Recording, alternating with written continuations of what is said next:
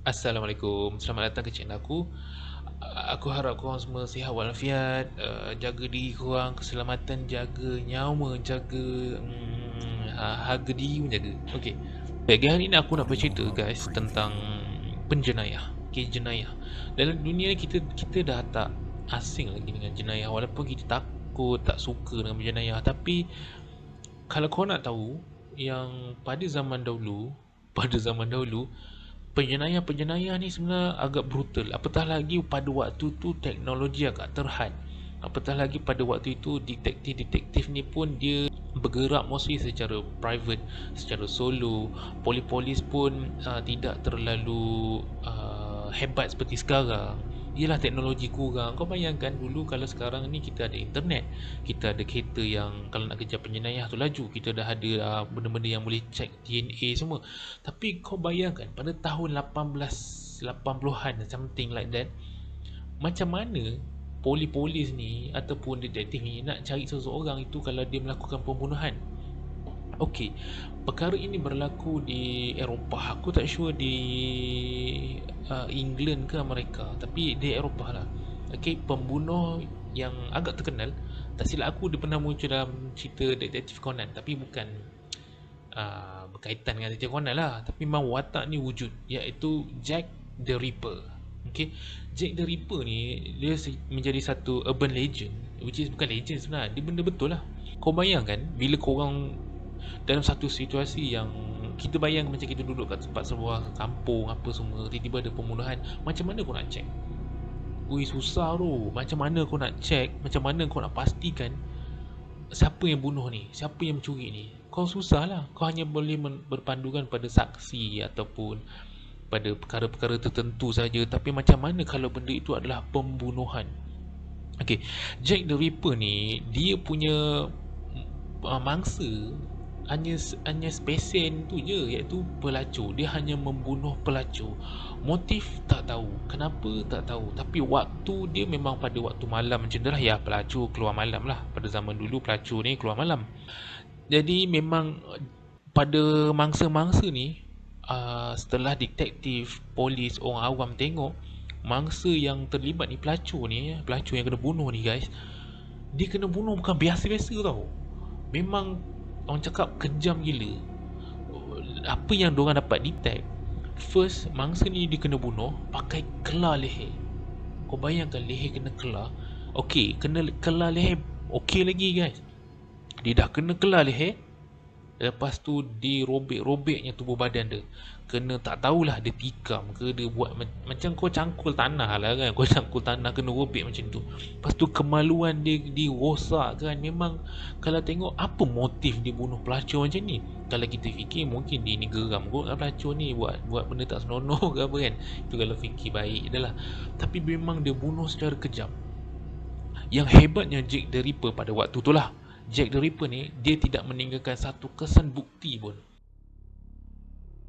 Tak ada tinggal tisu ke, kasut ke, kesan kereta ke apa, contoh lah.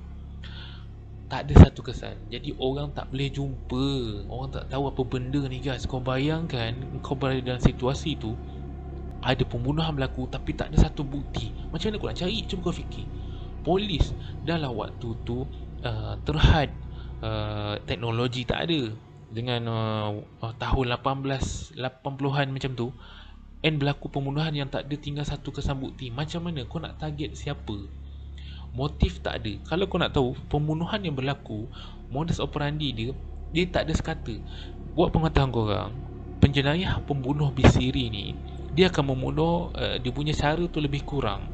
Contoh kalau dia bunuh orang tu pakai racun, mangsa lain pakai racun juga. Kalau dia rogol, semua mangsa dia rogol macam tu. Tapi yang ini, dia bunuh kelar leher dan dia rosakkan badan orang. Dia macam tu saja. Dia tak ada spesifik pukul 12 malam ke, pelacur ni orang bangsawan ke apa, tak. Tapi hanya satu saja yang boleh cakap sama, iaitu pelacur. Dia hanya membunuh pelacur.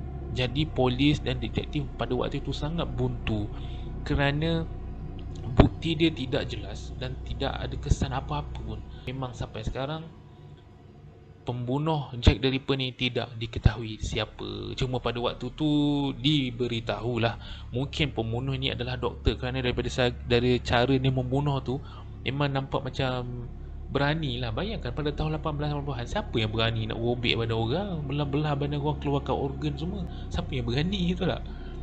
So itulah kisah dia kalau nak ceritakan tentang Jack the Ripper. Okay, yang kedua ni pula guys, pembunuh ni agak famous juga. Dia berlaku pada, kita dah naik pada berapa puluh tahun selepas tu lah, iaitu 1960-an hingga 1970-an. Okay, waktu ni dah moden sikit lah, dah ada kereta, dah ada pistol semua tu lah. Okay, pembunuh ni pun famous juga pada waktu ni. Dia meninggalkan kesan-kesan bukti yang ada. Bukti-bukti ada sebab dia siap provoke lagi. Guys, kau bayangkan dah bunuh orang, dia provoke lagi. Selalunya yang kalau yang bunuh lepas tu provoke ni orang-orang yang memang dia rasa dia confident takkan tertangkap.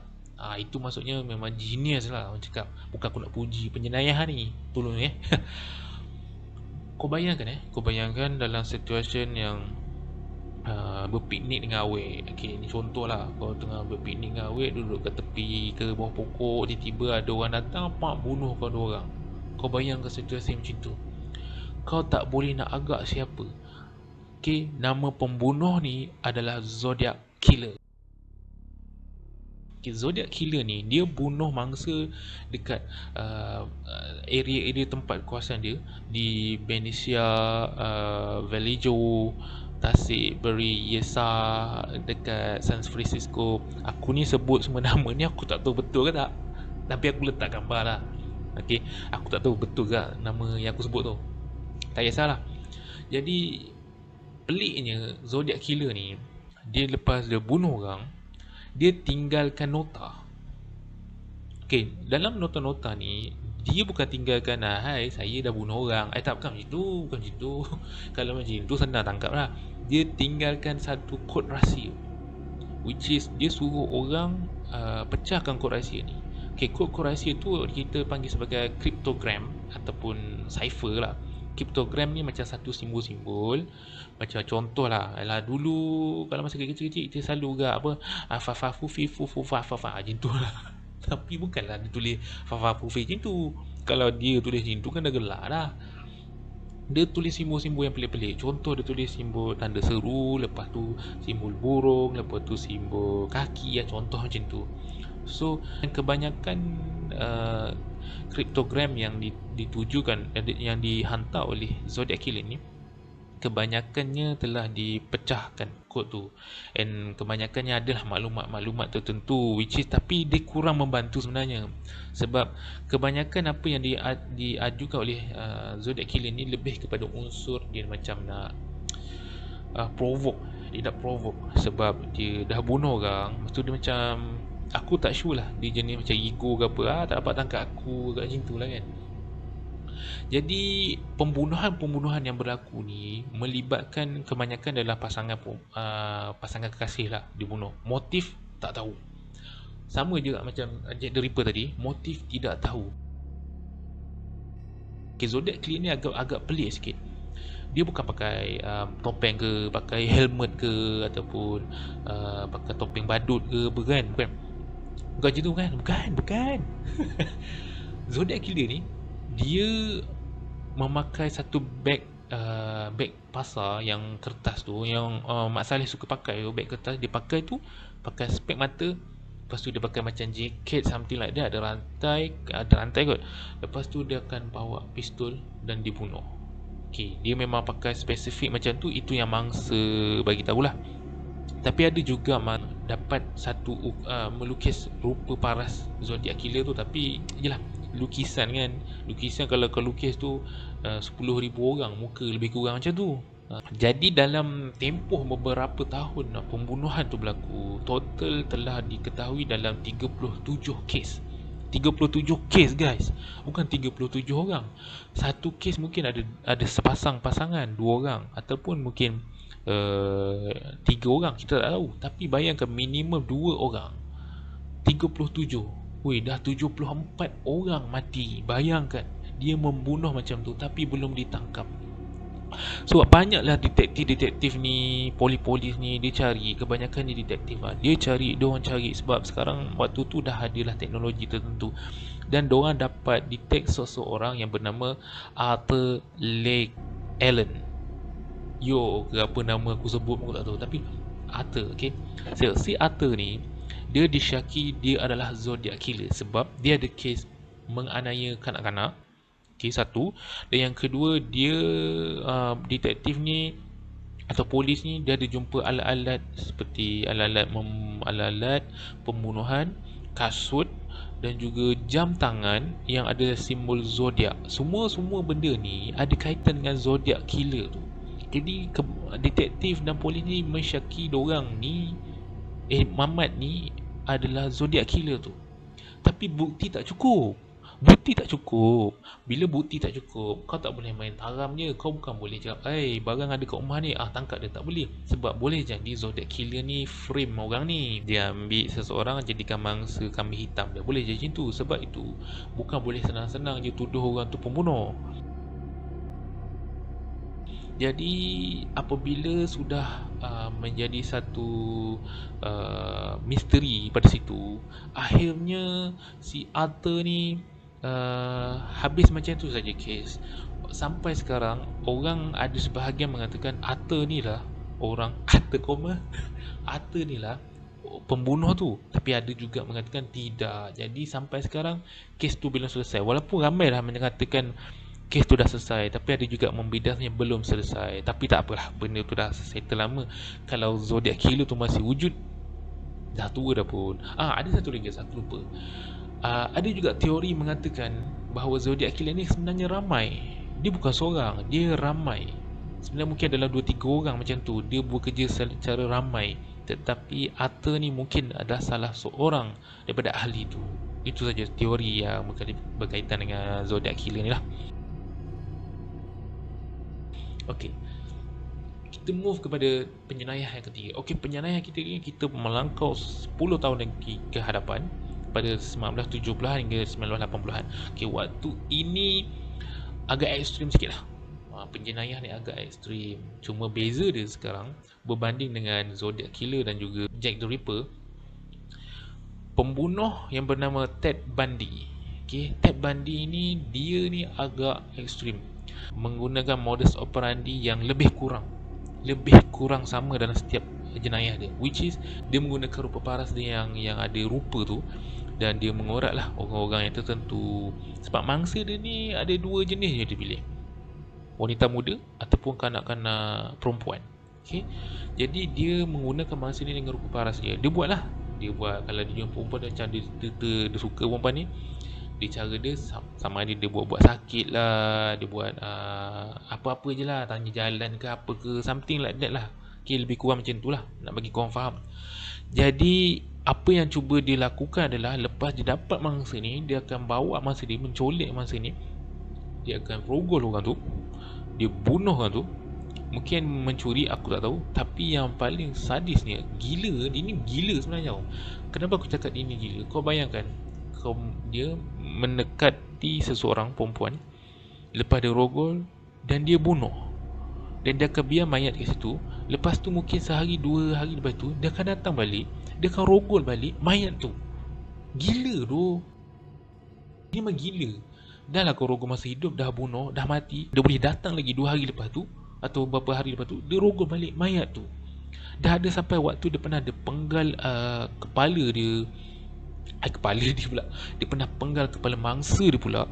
Dia simpan buat macam souvenir, dia simpan dekat dia punya rumah flat dia. Macam tu. Kau bayangkan, orang macam ni kita boleh panggil sebagai pembunuh gila lah. Dan lepas tu Ted Bundy ni akhirnya dia ditangkap. Dia ditangkap. Okay, tak boleh lepas macam tu. Kau dah bayangkan kau dah bunuh 30 orang lebih, boleh lepas macam tu? No. Ini bukan zaman Jack the Ripper, bro. Kau kena tangkap. Lepas dia kena tangkap, berita baiknya dia tidak dilabelkan sebagai orang yang gila atau sakit mental. Dia memang orang normal. Dan dia kena tangkap, dipenjarakan, dan dia dihukum hukum mati di kerusi elektrik. Kau pernah tengok cerita Forrest Gump kan? Forrest Gump pernah tengok cerita Green Mile kan, yang kena kursi elektrik mati. Ya macam tu lah. Dia dihukum mati di kerusi elektrik, dan riwayatnya mati pada waktu itu pada 1989. Berakhirlah riwayat seorang penjenayah gila, orang gila macam ni. Okay guys, itulah 3 penjenayah yang menjadi sebahagian sejarah dunia yang terkenal. Jadi apa yang aku cuba beritahu, bahawa korang jagalah diri korang. Sebab dalam dunia ni ada orang macam-macam pelik. Ada orang ni kadang nampak normal tapi sebenarnya mental. Mungkin tekanan diri, mungkin sejarah silam diorang yang jadi korang orang macam tu. Dan yang paling penting sekarang, berpeganglah kepada agama Islam. Sebab agama Islam tu dah sempurna dah, dari segi aspek semua ada. Jadi apa yang aku cuba nasihatkan, turut usaha menjaga diri korang, menjaga amal ibadah korang, jaga iman korang. Pada masa yang sama, jaga batas pergaulan. Jangan mudah-mudah weh. Jangan mudah-mudah terus jumpa mamat handsome, perempuan cantik tu pergi. Perempuan pun kita tak boleh percaya sekarang. Ada je yang muka cantik tapi pembunuh. Ada. Nak tahu? Aku akan cerita satu hari nanti.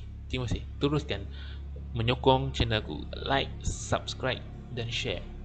Assalamualaikum. Jumpa lagi.